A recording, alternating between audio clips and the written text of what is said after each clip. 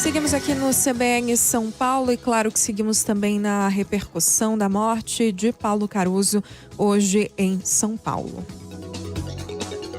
O que ele estava fazendo agora no programa Roda Viva, na TV Cultura de São Paulo, era sensacional também, porque o entrevistado falando e ele criava piadas na hora, desenhando, botava no ar. Tá?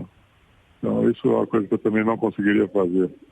Esse talento dele do mais extenso ao mais rápido, que era admirável. O Chico Caruso falando mais cedo aqui à CBN sobre a morte do irmão gêmeo, falando sobre esse trabalho importantíssimo, reconhecidíssimo, do Paulo Caruso no Roda Viva. Está na linha para conversar com a gente a nossa Vera Magalhães, âncora do Roda Viva da TV Cultura. Vera, obrigada por estar com a gente. Bom dia. Bom dia. Obrigada a você, Nadédia. Obrigada, CBN, pelo espaço e pela homenagem ao Paulo. É um componente fundamental do Roda Viva, né, Vera? Um membro mais longevo do programa. Quero te ouvir um pouco sobre como foi esse encontro entre vocês desde que você chegou ao programa, como era esse convívio. Não, pois é, Nadédia, ele era a tradução do Roda, né? A mais perfeita tradução, roubando aqui a mais perfeita definição que foi dada pelo Caetano para a Rita Lee e que se aplica totalmente ao programa. Não existe Roda Viva sem Paulo Caruso, né? Ele está desde o programa número 1 e ele conseguia transpor em imagens, em piadas, em frases, coisas que muitas vezes a gente demorava a fazer ali como jornalistas da bancada. Muitas vezes a gente precisava olhar a charge do Paulo para entender a importância da frase que o entrevistado tinha acabado de dizer e voltar àquele assunto, muitas vezes ajudados pelo olhar dele e pela interpretação que ele muito rapidamente e de uma forma muito elegante, sofisticada, conseguia dar aos fatos. Então, era um componente essencial ao programa. As pessoas que já iam na expectativa de ganhar a charge, tinha esse lado também ali do fetiche que ganhar uma charge do Paulo Caruso tinha para os entrevistados e para a bancada.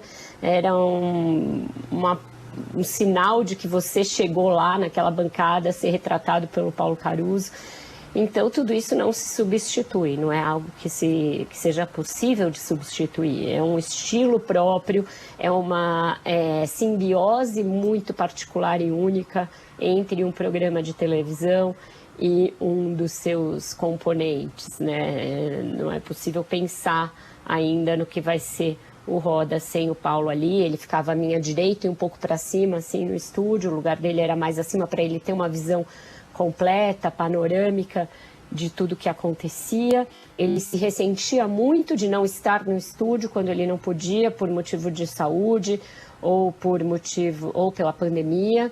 Ele quis voltar na pandemia muito rapidamente, se esforçou para voltar. Antes dele voltar, a gente conseguiu montar uma traquitana que permitia a ele desenhar de casa, e mesmo de casa ele era inquieto, querendo que fossem retratadas as charges, então ele ficava apontando, assim, ele ficava assim no Skype, como eu estou agora, mas falando com o estúdio, tipo, mostra minha charge, mostra minha charge. Então, essa alegria, essa vivacidade, esse tesão juvenil que ele tinha pelo que ele fazia, era uma coisa que, pra gente, pra mim, você olhava e falava, caramba, será que eu vou conseguir ficar 35 anos num trabalho e ainda ter todo esse prazer em trabalhar, em ir, em fazer? Então, isso é um exemplo. A gente usa a palavra inspiração de uma maneira, às vezes, muito, assim, livre, né? Tudo é inspiração, mas isso é inspiração genuína. Porque você vê um artista dessa importância, dessa magnitude, dessa completude, ali, presente de corpo e alma, num programa semanal, todas as semanas, com os seus lápis, com as suas canetas, com as suas aquarelas, com os seus papéis.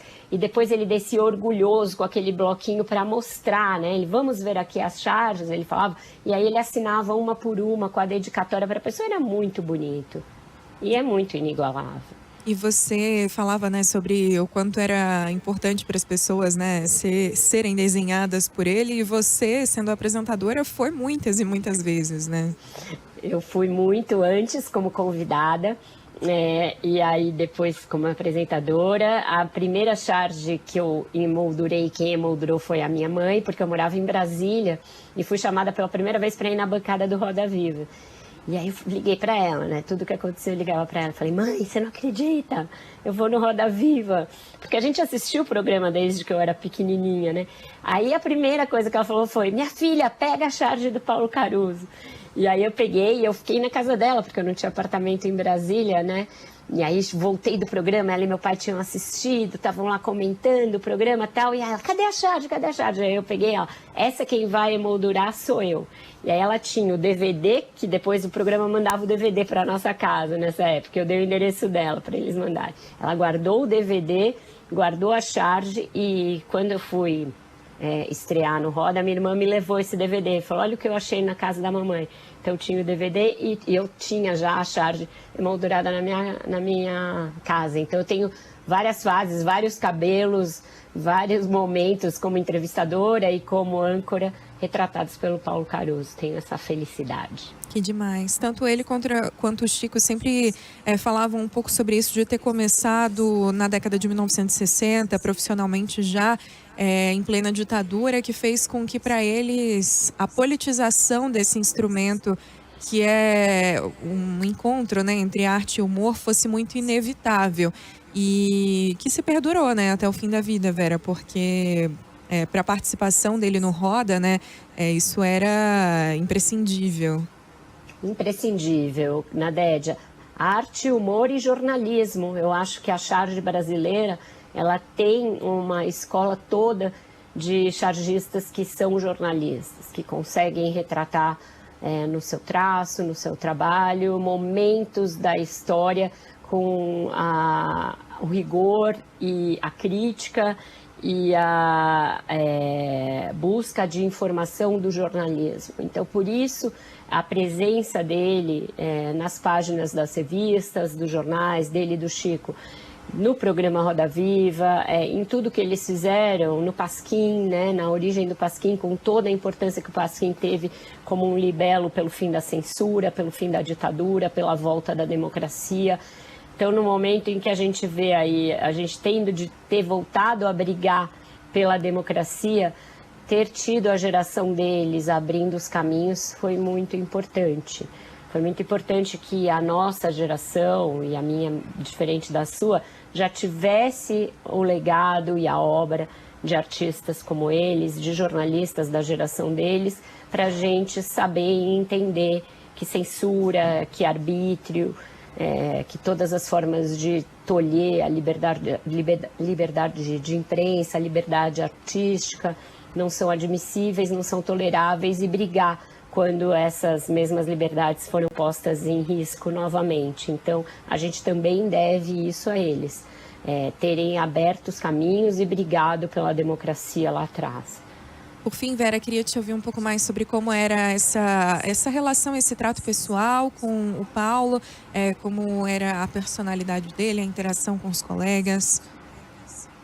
Ele era uma figura, uma fofura, brincalhão, gostava da noite, gostava de música, gostava de jazz, era um bom copo. Então, na minha estreia, que foi em janeiro de 2020, ia sair todo mundo para ir embora, ele falou que nada, não vamos embora nada, vamos pro bar. E aí levou todo mundo pro filial, desenhou meu filho num guardanapo, que era o que ele fazia também com muita gente.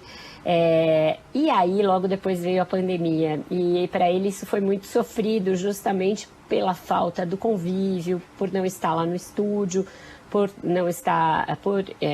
não poder ir ao bar depois, viver a vida boêmia como ele gostava, tocar. Ele tocava nos bares com a banda dele, me convidou para ir, e aí logo em seguida os bares fecharam.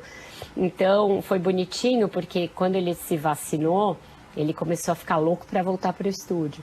E a TV muito ciosa da saúde dele, querendo preservá-lo.